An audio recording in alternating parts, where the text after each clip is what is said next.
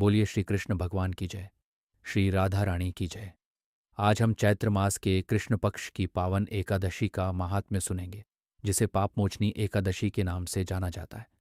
इस एकादशी का व्रत और इसकी कथा सुनने मात्र से मनुष्य के पाप नष्ट हो जाते हैं और उसे पुण्य की प्राप्ति होती है।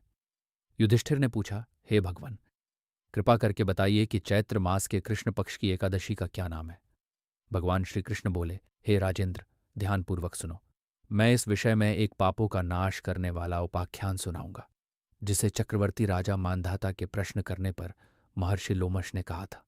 मानधाता बोले, हे भगवन, मैं लोक कल्याण की इच्छा से यह जानना चाहता हूं कि चैत्र मास के कृष्ण पक्ष में कौन सी एकादशी होती है, उसकी व्रत विधि क्या है और उससे मनुष्य को कौन सा फल प्राप्त होता है। कृपा करके इन सब बातों का विस्तार से वर्णन कीजिए। लोमश जी ने कहा, हे नृपश्रेष्ठ, पूर्वकाल की बात है। अप्सराओं से सेवित चैत्ररथ नामक वन में, जहाँ गंधर्वों की कन्याएं अपने किंकरों के साथ बाजे बजाती हुई विहार किया करती थीं, वहीं मंजुघोषा नाम की एक अप्सरा मुनिवर मेधावी को मोहित करने के लिए गई। वे महर्षि उसी वन में रहकर कठोर ब्रह्मचर्य का पालन करते थे। मंजुघोषा मुनि के भय से आश्रम से एक कोस दूर ही ठहर गई और सुंदर ढंग से वीणा बजाते हुए मधुर गीत गाने लगी।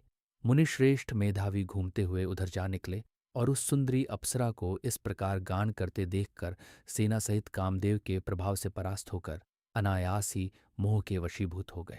मुनि की ऐसी अवस्था देखकर मंजुघोषा उनके समीप आई और वीणा नीचे रखकर उनका आलिंगन करने लगी। मेधावी भी उसके साथ रमण करने लगे। कामवश रमण करते हुए उन्हें रात और दिन का भी भान न रहा। इस प्रकार मुनियों के योग्य सदाचार का लोप करके अप्सरा के साथ रमण करते करते उन्हें बहुत दिन व्यतीत हो गए। मंजुघोषा देवलोक जाने के लिए तैयार हुई। जाते समय उसने मुनिश्रेष्ठ मेधावी से कहा, ब्राह्मण, अब मुझे अपने लोक जाने की आज्ञा दीजिए। मेधावी बोले, देवी, जब तक प्रातःकाल की संध्या न हो जाए तब तक यहीं मेरे पास ठहरो। अप्सरा ने कहा, विप्रवर, अब तक न जाने कितनी संध्याएं बीत चुकी हैं। मुझ पर कृपा करके बीते हुए समय का विचार तो कीजिए। लोमश जी कहते हैं, हे राजन। अप्सरा की बात सुनकर मेधावी के नेत्र आश्चर्य से फैल गए। उस समय जब उन्होंने बीते हुए समय का विचार किया तो ज्ञात हुआ कि उसके साथ रहते हुए 57 वर्ष व्यतीत हो चुके हैं। ये जानकर कि उसने उनकी तपस्या का नाश कर दिया है, मुनि को उस पर अत्यंत क्रोध आया। उन्होंने शाप देते हुए कहा, पापिनी, तू पिशाची हो जा। मुनि के शाप से व्याकुल होकर वह विनयपूर्वक नतमस्तक हो बोली, विप्रवर, कृपा करके मेरे इस शाप से उद्धार का उपाय बताइए। 7 वचन बोलने या 7 कदम साथ साथ चलने मात्र से ही सत्पुरुषों के साथ मैत्री हो जाती है। ब्राह्मण, मैंने तो आपके साथ अनेक वर्ष व्यतीत किए हैं, अतः स्वामिन, मुझ पर कृपा कीजिए। मुनि बोले, भद्रे, मेरी बात ध्यान से सुनो। यही शाप से मुक्ति पाने का उपाय है। क्या करूं? तुमने मेरी महान तपस्या नष्ट कर दी है। चैत्र मास के कृष्ण पक्ष में आने वाली शुभ एकादशी का नाम पापमोचनी है। ये एकादशी सभी पापों का नाश करने वाली है। सुंदरी, इसका व्रत करने से तुम्हारी पिशाचता दूर हो जाएगी।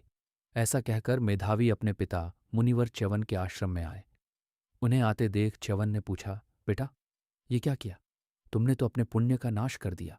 मेधावी ने विनम्रता से कहा, पिताजी, मैंने अप्सरा के साथ रमण करने का पाप किया है। कृपया ऐसा प्रायश्चित्त बताइए जिससे मेरे पाप नष्ट हो जाए। च्यवन ने कहा, बेटा, चैत्र मास के कृष्ण पक्ष में आने वाली पाप मोचनी एकादशी का व्रत करने से सभी पापों का नाश हो जाता है। पिताजी के इस कथन को सुनकर मेधावी ने उस व्रत का अनुष्ठान किया। इससे उनका पाप नष्ट हो गया और वे पुनः तपस्या से परिपूर्ण हो गया। इसी प्रकार मंजुघोषा ने भी इस उत्तम व्रत का पालन किया।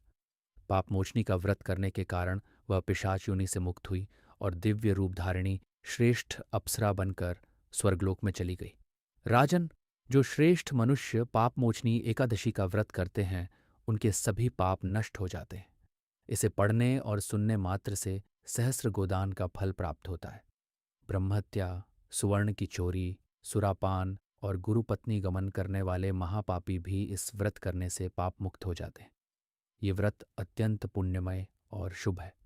तो राजन, इस प्रकार हमने जाना कि चैत्र मास की कृष्ण पक्ष की पापमोचनी एकादशी सभी पापों का नाश करने वाली है। जैसे मेधावी और मंजुघोषा ने इस व्रत का पालन कर अपने पापों से मुक्ति पाई, वैसे ही हम सब भी श्रद्धा और भक्ति से इस व्रत का पालन कर अपने जीवन को पवित्र और पुण्यपूर्ण बना सकते हैं। हे श्रोताओं, केवल कथा सुनना या पढ़ना भी महान फलदायक है, परंतु व्रत का पालन, नियमों का अनुसरण और भक्ति भाव से पूजा करने पर इसके पुण्य की पूर्ण प्राप्ति होती है। यह हमें सिखाती है कि भले ही हम कभी भूल करें, सही प्रायश्चित और साधना से मोक्ष और शांति प्राप्त की जा सकती है। इसलिए आप सभी इस व्रत का संकल्प लें, कथा का श्रवण करें और अपने जीवन में धर्म, संयम और भक्ति को स्थायी रूप से स्थापित करें।